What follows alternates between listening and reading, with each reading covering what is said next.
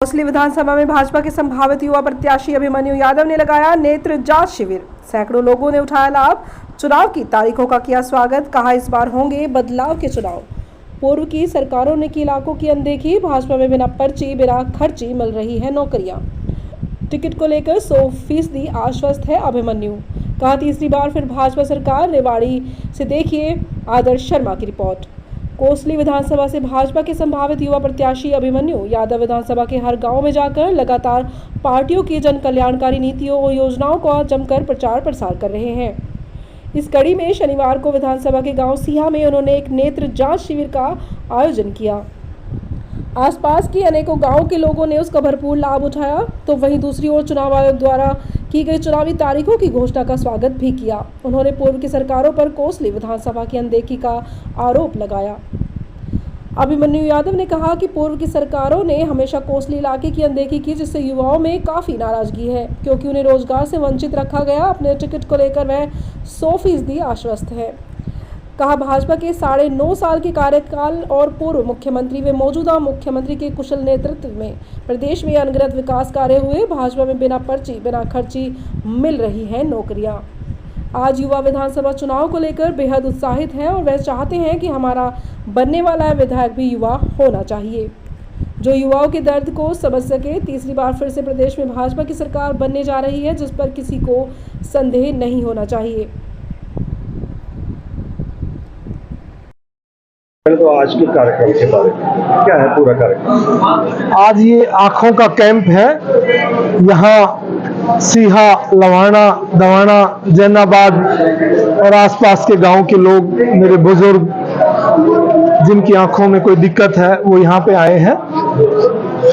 इसमें बिना ऑपरेशन के लेंस डाले जाएंगे। जिनको चश्मे की जरूरत है उनको चश्मा दिया जाएगा, और जिनको, मेरे बुजुर्गों को और कोई ट्रीटमेंट की जरूरत है वो इस कैंप के द्वारा किया जाएगा। बाबा राम स्वरूप दास मंदिर में हमारे बड़े भाई समाज सेवी विजय गुडियानी जी ने इसका आयोजन किया है, और मैं इनका धन्यवाद करता हूं।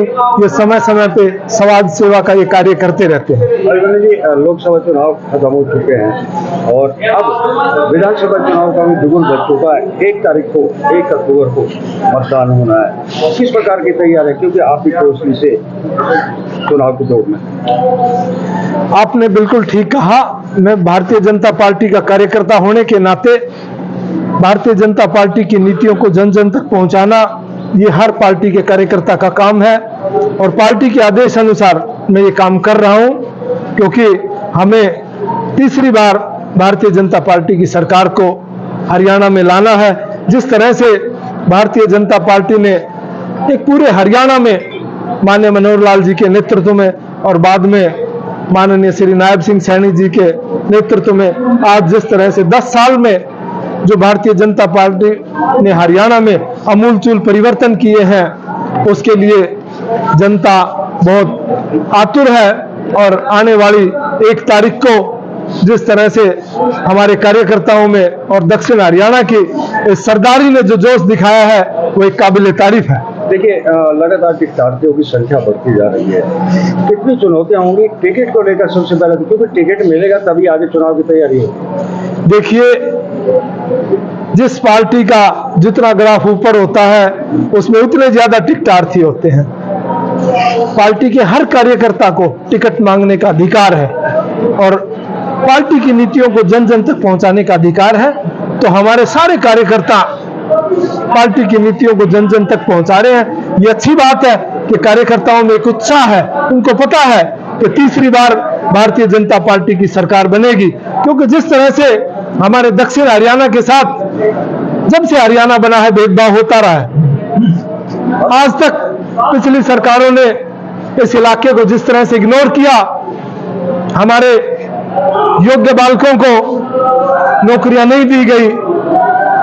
10 साल में भारतीय जनता पार्टी की सरकार ने इस इलाके में जितनी नौकरियां मिली हैं, हर गांव में बड़ा उत्साह का माहौल है, और यहाँ का युवा एकदम भारतीय जनता पार्टी के साथ खड़ा है, क्योंकि बिना खर्ची पर्ची के जिस तरह से नौकरियां मिली है वो सराहनीय काम किया सरकार। हमारा आखिरी सवाल आपसे, टिकट अगर पार्टी देती है तो कितने तैयार हो चुनाव लड़ने के लिए और कितनी अपेक्षा रखते हो अपनी जीत को लेकर? देखिए, हमने बूथ बूथ पर कार्यकर्ता, बूथ प्रमुख, उससे नीचे पन्ना प्रमुख, त्रिदेव सारी रचना पार्टी ने कर ली है।